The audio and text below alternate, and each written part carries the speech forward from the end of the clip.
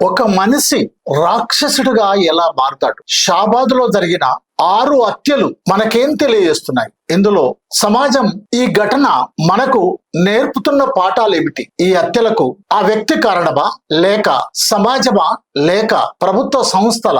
ఎవరు కారణం?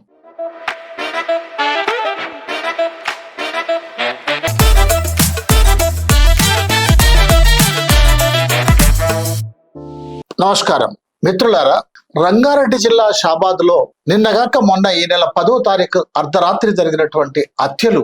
ఒక కుటుంబంలో ముగ్గురు, అంతకుడి కుటుంబం సొంత భార్య, 2 పిల్లలు, ముగ్గురు. అంతకునిపై కేసు పెట్టినటువంటి కుటుంబంలో ముగ్గురు. మొత్తం 6గురిని అత్యంత దుర్మార్గంగా, కిరాతకంగా, అమానుషంగా హత్య చేశాడు అంతకుడు.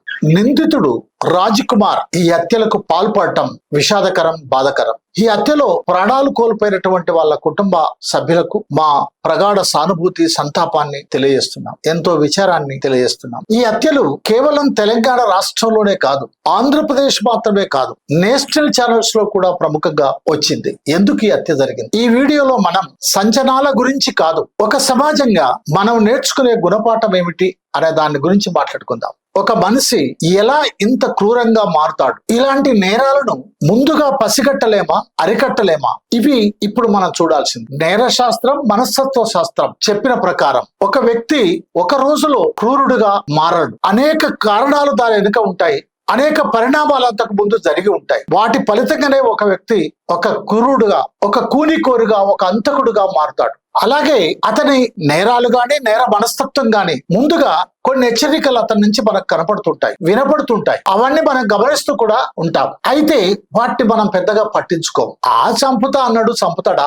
నువ్వు నన్ను ప్రేమించకపోతే నీ పైన యాసిడ్ పోస్తానన్నాడు, పోస్తాడా? ప్రేమించమని వెంటబడుతున్నాడు, వాడేదో పిచ్చి మాటలు మాట్లాడు అని నేను తలకాయ ఉంచుకొని పోతే సరిపోదా అని అనుకుంటాం. నీ అంతు చూస్తా అన్నాడు, చూస్తాడా అని అనుకుంటాం. వాటిని పెద్దగా పట్టించుకోం. అవి మాటలు, అవి చేతలు జరగవు అని అనుకుంటారు ఎవరైనా సాధారణంగా. కానీ అతని నేర చరిత్ర, అతని గత చేసినటువంటి విషయాలను మనం చూసినప్పుడు అతని మాటల్లో తప్పనిసరి అలాంటి జరుగుతుంది అని పసిగట్టగలగవచ్చు. కుటుంబ సభ్యులు గాని, లేక అతని బంధువులు గాని, లేక ఆ గ్రామస్తులు గాని, ఆ వాడలో ఉంటున్నటువంటి వాళ్ళు గాని, లేదా పోలీసులు గాని. ఎందుకు వాళ్ళు ఇలాంటి క్రూర మనస్తత్వానికి పాటుపడతారు? ఒకటి, వాళ్ళు నేరాలు చేసుంటారు, ఆ నేరాలు వాళ్ళకి తెలుసు కాబట్టి నేను పట్టుబడిపోతాను అనే అటువంటి భయం. నేను పట్టుబడతాను గనక, పట్టుబడితే నా పైన కేసు పెడతారు, జైల్లో పెడతారు, శిక్ష ఇస్తారు, నా పరువు ప్రతిష్ట పోతుంది, నాకు ఏ విధంగా నేను తలెత్తుకొని తిరగలేను, కాబట్టి ఎలాంటి సాక్ష్యం లేకుండా చూడాలి అని అనుకుంటాడు. నేరం చేసినటువంటి వాడు నేరం నుంచి తప్పించుకోవటానికి సాక్ష్యాలు లేకుండా చూడటం కోసం ఆ నేరానికి సాక్షులైనటువంటి వాళ్ళను సమూలంగా తీసివేయటం ద్వారా తాను ఆ నేరం నుంచి కప్పిపుచ్చుకోవచ్చు, నేరం నుంచి తప్పించుకోవచ్చు అని భావిస్తాడు. ఇదో కారణం. మరి అయితే ఇక్కడ నిందితుడు రాజ్ కుమార్ తన భార్యను, తన పిల్లల్ని ఎందుకు చంపాడు? పసిపిల్లలు, చిన్న పిల్లలు. ఆ పిల్లలను చూస్తే ఎంత బుద్ధొస్తో, ఎంత బాధేస్తో, కానీ ఎందుకు చంపాడు అంటే రెండో మనస్తత్వం ఏంటంటే ఇటువంటి వాళ్ళది, ఇది నా సొంతం, ఇది నా ఆస్తి, దానిపైన నా అధికారం కొనసాగాలి అని అనుకుంటారు. ఏది నా సొంతం, ఏది నా ఆస్తి? పెళ్ళం నా ఆస్తి, పిల్లలు నా ఆస్తి, వీళ్ళు నా సొంతం, నేనుంటే వాళ్ళు ఉండాలి, నేను లేకుంటే వాళ్ళు ఉండొద్దు. వాళ్ళు మనుషులు, వాళ్ళకి ఆలోచన ఉంది, వాళ్ళకి స్వేచ్ఛ ఉంది అని వీళ్ళు అనుకోరు. వాళ్ళు ఈయన సొంతం అని అనుకుంటారు. నేను ఉన్నప్పుడే నా సొంతం, లేనప్పుడు నా సొంతం లేదు కదా, అందుకని వాళ్ళు ఉండనవసరం లేదు నేను లేనప్పుడు అని అనుకుంటాడు. ఒకటి. రెండోది, నేను నేరం చేశాను గనక నాకు శిక్ష పడటం గ్యారెంటీ. నాకు శిక్ష పడితే నా భార్య ఎలా బతుకుతుందో, నా పిల్లలు ఎలా బతుకుతారో, కాబట్టి వాళ్ళు కష్టాల పాలయ్యే కంటే వాళ్ళు లేకుంటే ఉంటే మంచిది కదా అని కూడా భార్య పిల్లల్ని చంపేస్తారు. మూడోది, వీళ్ళంటే చిన్న పిల్లలు కానీ, ఒక్కోసారి పెద్ద పిల్లలు కానీ, లేక భార్య గాని ఆ భర్త చేసేటువంటి తప్పులని వ్యతిరేకించవచ్చు, అంగీకరించకపోవచ్చు. మేము చెప్తామని చెప్పొచ్చు. వాళ్ళు నువ్వు తప్పు చేస్తున్నావని ఆయన ఎదిరిస్తే అది తట్టుకోలేదు తప్పు చేస్తున్నటువంటి వాళ్ళు. ఆ ఇన్ఫీరియారిటీ కాంప్లెక్స్ నుంచి సుపీరియారిటీ కాంప్లెక్స్ కు దారితీసి హత్య చేయొచ్చు. మొదటి కారణం, పట్టుబడతామనే కారణంతో సాక్ష్యం లేకుండా తీసుకోవటం. రెండోది, నా ఆస్తి నేనుంటే ఉండాలా, లేకుంటే లేదు అని భార్య పిల్లల్ని హత్య చేయటం. మూడోది, ఇటువంటి వ్యక్తులకి మరో వ్యక్తిని, అవతల వ్యక్తిని ప్రేమించడం గాని, గౌరవించడం గాని, అతని స్వేచ్ఛను, స్వాతంత్ర్యాన్ని అంగీకరించడం గానీ ఉండదు. ఈయన ఇలాంటి కరడుగట్టినటువంటి మనస్తత్వం కలిగినటువంటి వ్యక్తులు, ఇలాంటి నేర స్వభావం కలిగినటువంటి వ్యక్తులు అవతలి వ్యక్తుల్ని అసలు పరిగణలోకి తీసుకోరు, వాళ్ళని అర్థం చేసుకోరు. నేను ప్రేమిస్తా అంటున్నా, ఆమె ప్రేమించట్లేదు, ఎందుకు ప్రేమించదు అని అనుకుంటారు. అలాగే వాళ్ళు బాధపడ్డా, వాళ్ళు ప్రాధాయపడ్డా, వాళ్ళు వేడ్చినా, వాళ్ళకు గాయపడ్డా, రక్తం వెళ్ళినా వీళ్ళకి అది ఆనందంగా ఉంటుంది తప్ప, అయ్యో వాళ్ళ సాటి మనసులే వాళ్ళకి ఇలాంటి బాధ బాధ జరిగిందే అనేటువంటి పరిస్థితి వీళ్ళకు ఉండదు. వీళ్ళ మనస్తత్వం అలాంటి దాన్ని స్వీకరించదు, వికృత ఆనందాన్ని పొందుతారు. నాలుగోది, వీళ్ళు హెచ్చరికలు చేస్తారు. ఇటువంటి వాళ్ళు సడన్ గా ఏం చంపరు, వీళ్ళు హెచ్చరికలు చేస్తారు. చాలా మంది ఏంటి, నన్ను ప్రేమించకపోతే నేను చంపేస్తా, నీకు యాసిడ్ పోస్తా, లేకపోతే ఇట్లా చేస్తా అట్లా చేస్తా, రకరకాల ఎన్ని రకాలుగా వాళ్ళు చేస్తారో అన్ని రకాలుగా చేస్తారు. అలాగే బెదిరిస్తారు, అలాగే వెంటబడతారు. అలాగే ఇంట్లో గనుకైతే సామాన్లన్నీ చిందరవందర చేయటం, వాటిని పగలగొట్టడం, వాటిని విసిరేయటం, లేక వాళ్ళ పైన భౌతిక దాడి చేయటం చేస్తారు. ఆ ఇంట్లో ఏమనుకుంటారంటే నా కొడుకే కదా, నా బిడ్డే కదా, ఏదో తెలిసి తెలియక చేస్తున్నాడు, వాడే సర్దుకుంటాడులే అని అనుకుంటారు. పక్కింటోళ్ళు ఏమనుకుంటారంటే ఇది వాళ్ళ ఇంటి సమస్య, వాళ్ళ ఇంట్లో జరుగుతుంది, మనకేంటి, అదే ఆ కుటుంబ సమస్య, ఆ కుటుంబ సమస్యలో మనం ఎందుకు తలదూర్చాలి అని అనుకుంటారు. ఆ విధంగా ఇతని యొక్క ప్రవర్తనను, ఇంత ఫెరోసియస్ గా అతని ప్రవర్తన ఉన్నప్పటికీ కూడా, ఇంత దుర్మార్గంగా అతని ప్రవర్తన ఉన్నప్పటికీ కూడా దానిని సర్దుకపోతుందిలే అనే అటువంటి భావనకు గురవుతారు. అదే ఆ కుటుంబ సమస్యలే అనే భావనకు గురవుతారు. లేదా ఇద్దరు వ్యక్తుల మధ్య సమస్య అనుకుంటారు, ఆ అమ్మాయి మధ్య అబ్బాయి మధ్య ఉన్న సమస్య అని అనుకుంటారు. కాబట్టి సమాజం చూస్తూ కూడా ఊరుకుంది అక్కడ. అందుకని వీళ్ళు ఇంకా రెచ్చిపోతుంటారు. ఆ విధంగా ఇంకా ముందు ముందు పెద్ద పెద్ద సమస్యలకు దారితీసేటువంటి అవకాశం ఉంటది. ఇలాంటి పరిస్థితుల్లో సమాజం ఏం చేయాలి, కుటుంబం ఏం చేయాలి, ఇలాంటి ప్రవర్తన కలిగినటువంటి వ్యక్తులు ఉన్నప్పుడు అంటే, మొదటిది మహిళలు గాని, పిల్లలు గాని, వృద్ధులు గాని ఏదైనా సమస్య చెప్పినప్పుడు ఆ సమస్యను తీవ్రంగా పరిగణించాలి. వాళ్ళు చెప్పే దాంట్లో న్యాయం ఉంది అని ఒకసారి మీరు పరిశీలన చేసుకొని వెంటనే జోక్యం చేసుకొని వాటిని పరిష్కరించడానికి ప్రయత్నం చేయాలి. అది ఆ కుటుంబం కావచ్చు, లేదా కుటుంబ పెద్దలు కావచ్చు, లేక ఆ కుటుంబం చుట్టుపట్టున్నటువంటి ఇళ్ళ వాళ్ళ కావచ్చు, సమాజం ఏదైనా సరే. అంతేకాదు, వాళ్ళు ఫిర్యాదు చేసినప్పుడు అది పెద్ద మనుషులకు గాని, కుటుంబంలోని పెద్ద మనుషులకు గాని, గ్రామంలోని పెద్ద మనుషులకు గాని, లేదా బయట గాని ఫిర్యాదు చేసినప్పుడు ఆ ఫిర్యాదును సీరియస్ గా తీసుకోవాలి. పోలీస్ స్టేషన్ లో ఫిర్యాదు చేసిన అనుకోండి, పోలీసులు కఠినంగా తీసుకోవాలి. ఇది సీరియస్ విషయం అని గుర్తించాలి. అలా గుర్తించకుండా అక్కడ నేరం ఏం జరగలేదు కదా, వాడు ఉత్తగానే నోటి పాటతోడు అన్నాడు కదా, అనగానే అయిపోయిందా అనే మామూలు ప్రజలు ఏదైతే యథాలాపంగా ఉంటారో, పోలీసు కూడా అదే యథాలాపంగా ఉండకూడదు. సీరియస్ గా ఉండాలి, సీరియస్ చర్యలు తీసుకోవాలి, సీరియస్ యాక్షన్స్ తీసుకోవాలి, సీరియస్ చట్టాల కింద కేసులు పెట్టాలి. నేరం చిన్నదే కదా అని చూడకూడదు. నేరం చిన్నదైనా పెద్దదైనా నేరం నేరమే. ఇవాళ చిన్న నేరం పెద్ద నేరం అవుతుంది అని గమనంలో ఉంచుకోవాలి. అలాగే కుటుంబం గాని, స్నేహితులు గాని, ఉపాధ్యాయులు గాని, స్థానిక సమాజం గాని ఇతను మాట్లాడుతున్నటువంటి దాంట్లో ప్రమాదకరమైనటువంటి విషయాలు మాట్లాడుతున్నాడు, ఇతని ఆలోచన దుర్మార్గంగా ఉంది అని కనుక పసిగడితే వెంటనే ఇంకోరికి చెప్పి అతన్ని కూర్చోబెట్టి ఆ ఆలోచనను సరిచేసే విధంగా, అతని ప్రవర్తన సరిచేసే విధంగా అవసరమైన కౌన్సిలింగ్ ఇప్పించడం కోసం ప్రయత్నం చేయాలి. అలాగే ఫిర్యాదు చేసినటువంటి వాళ్ళకి తగిన రక్షణ కల్పించేటువంటి వ్యవస్థ ఉండాలి. వాళ్ళు నిర్భయంగా ఉండే విధంగా ఉండాలి. అలాగనే స్త్రీ అంటే ఒక ఆస్తి అని, ఒక వస్తువు అని, ఒక సరుకు అని, అది తనను ఉపయోగించుకోవచ్చు అనుకునేటువంటి మనస్తత్వం, లేదా తక్కువ అని చిన్న చూపు చూసేటువంటి మనస్తత్వం ఏదైతే సమాజంలో ఉందో ఆ మనస్తత్వం నుంచి సమాజాన్ని, ముఖ్యంగా మగ సమాజాన్ని బయట వేసే విధంగా స్త్రీలు, కుటుంబం నుంచే ఒక ప్రయత్నం జరగాలి. స్త్రీ అయినా పురుషుడైనా ఇద్దరు మనుషులే, ఇద్దరు వ్యక్తులే, ఇద్దరు ఒక తల్లి బిడ్డలే, ఒక కుటుంబంలో సభ్యులే, ఒక ఆడబిడ్డ, ఒక మగబిడ్డ, అంతే తేడా. కానీ ఒకరు తక్కువ, ఒకరు ఎక్కువ, ఒకరిని ఏమైనా అనొచ్చు, ఇంకొకరు అనరాదు అనేటువంటి భావనల నుండి పురుష ఆధిక్యతను, పురుష అహంకారాన్ని, పురుష మనస్తత్వాన్ని మార్చే విధంగా వ్యవహరించాలి. అది కుటుంబమైనా,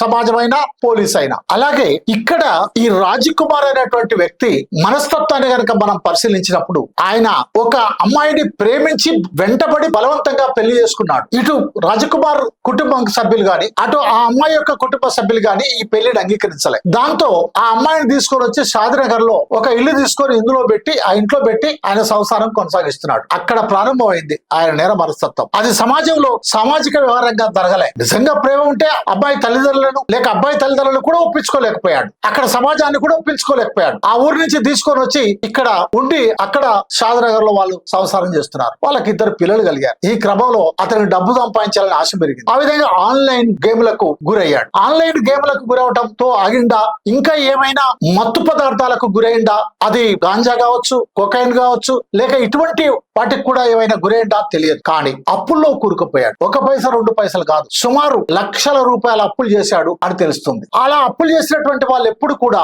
ఒక అభద్రతా భావంతో ఉంటారు. వాళ్ళు వాళ్ళ జీవితం పైన వాళ్ళకే విరక్తి కలిగేటువంటి పరిస్థితిలో వాళ్ళు ఉంటారు. ఆ విధంగా వాళ్ళకు వాళ్ళ ఆత్మహత్యలు చేసుకున్నటువంటి వాళ్ళు చాలా మంది ఉన్నారు. లేదు ఇది తప్పు అని చెప్తే ఎదిరించి హత్య చేసినటువంటి వాళ్ళు కూడా ఉన్నారు. ఆ తప్పు నుంచి సరిదిద్దుకోకుండా మళ్ళీ తప్పులు చేసినటువంటి వాళ్ళు కూడా ఉన్నారు. ఇతని మనస్తత్వం, ఇతని నేర మనస్తత్వం కూడా కూడా అదే కనపడుతుంది. అలాగే అతను ఒక మైనర్ అమ్మాయిని, ఇంటర్మీడియట్ ఫస్ట్ ఇయర్ చదివేటంటే అమ్మాయిని ప్రేమిస్తున్నానని సంవత్సర కాలం నుంచి వెంటబడుతుండట. మరి సంవత్సర కాలం నుంచి వెంటబడితే సంవత్సరం తర్వాత ఎందుకు తల్లి కంప్లైంట్ ఇచ్చారు?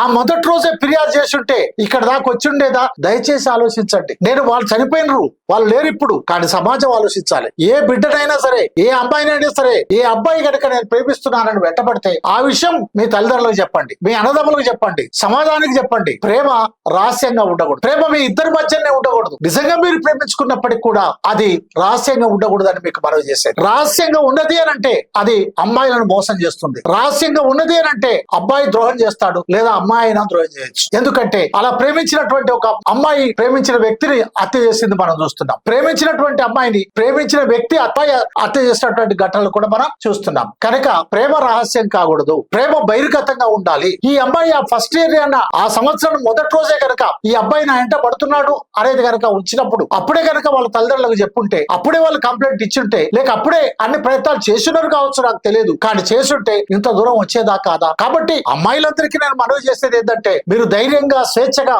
స్వతంత్రంగా ఎదురు తిరిగేటువంటి ఆ ధైర్యాన్ని పెంచుకోండి. కంప్లైంట్ ఇచ్చే ధైర్యాన్ని పెంచుకోండి. తల్లిదండ్రులకు చెప్పేటువంటి మనస్తత్వాన్ని విస్తృతపరచుకోండి, పెంచుకోండి. అట్లాంటి అవగాహన పెంచుకోండి. అది రహస్యంగా ఉండకూడదు. అలాగే ఈ రాజ్ కుమార్ అనే అటువంటి వ్యక్తి ఈ మైనర్ అమ్మాయి తండ్రి గుండెపోటుతోటో దేనితోటో చనిపోయాడు. కానీ ఆయనను కూడా నేనే చనిపోవటానికి నేనే కారణం, మీరు చనిపోవడానికి కూడా నేను కారణం అవుతా, మిమ్మల్ని కూడా మీ నాన్న చంపినట్టే చంపుతా అని చెప్పాడు అని అంటున్నారు. మరి అంటే అప్పుడే ఎందుకు పోలీసులకు కంప్లైంట్ ఇవ్వాలి? ఇలా మాట్లాడుతున్నాడని ఉండాలి కదా. ఇప్పుడు వాళ్ళు లేరు, కానీ సమాజం ఉంది. సమాజంలో రేపు ఎవరికైనా జరగవచ్చు. కాబట్టి ఆదిలోనే గనక మనం జాగ్రత్త పడి ఉంటే ఇలాంటి విషయాలు జరిగి ఉండేటియా ఆలోచించమని మాత్రమే నేను మిమ్మల్ని కోరేది. ఇక వ్యవస్థలకు వద్దాం. ఏ వ్యవస్థ? అయ్యా న్యాయమూర్తి, అయ్యా న్యాయస్థానమా, ఒక ఫోక్సో కేసు పెట్టబడినటువంటి ఒక వ్యక్తికి ఎట్లా మీరు యాంటిసిపేటర్ బెయిల్ ఇస్తారు? ఇవ్వకూడదు కదా. అదొక తీవ్రమైనటువంటి చట్టం కదా. అయినా సరే న్యాయమూర్తి యాంటిసిపేటర్ బెయిల్ ఇచ్చాడు. పీపీ ఏం వాదించాడో, ఇతర న్యాయవాది ఏం వాదించాడో, ఎఫ్ఐఆర్ లో ఏమేమి రాశారో, న్యాయమూర్తి ఏం చూశాడో నాకు తెలియదు. కానీ ఒకవేళ యాంటిసిపేటరీ బెయిల్ ఇవ్వకుండా అతనికి గనక అరెస్ట్ చేసి జైల్లో పెట్టి ఉండుంటే ఈ పరిస్థితి వచ్చి ఉండేదా? ఆలోచించమని మాత్రమే న్యాయమూర్తి గారిని కోరుతాం. బహుశా ఇది జరిగిన తర్వాత న్యాయాధికారి కూడా బాధపడి ఉండొచ్చు. నేను బెయిల్ ఇవ్వకపోయి ఉండుంటే వాడికి బెయిల్ దొరికేది కాదు, బెయిల్ దొరికిన తర్వాత ఈ పని చేసే ఉండేవాడు కాడు అని. అతను బెయిల్ పై వచ్చాడు, బెయిల్ పై వచ్చిన తర్వాత కొద్ది రోజులకే హత్యలు చేశాడు. ఇది న్యాయ వ్యవస్థ తీరు, న్యాయవాదుల తీరు, న్యాయమూర్తుల తీరు, చట్టం తీరు. మరి పోలీస్ వ్యవస్థ?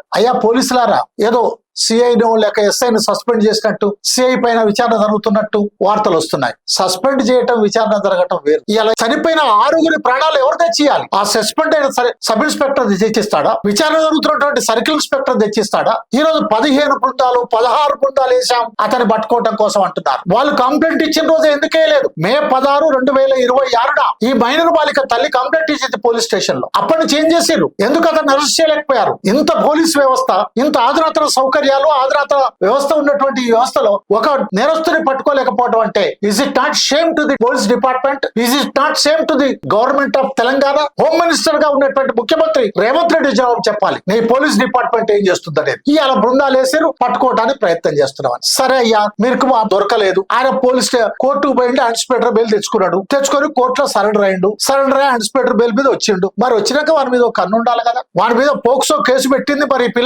ఆ పిల్ల తల్లి. మరి వాడు అసలే నేరస్తుడు, అంతకు ముందే వారికి ఆ నేర స్వభావం ఉంది కాబట్టి ఏం జరుగుద్దో అని ఆ కుటుంబానికి రక్షణ కల్పించాలిగా.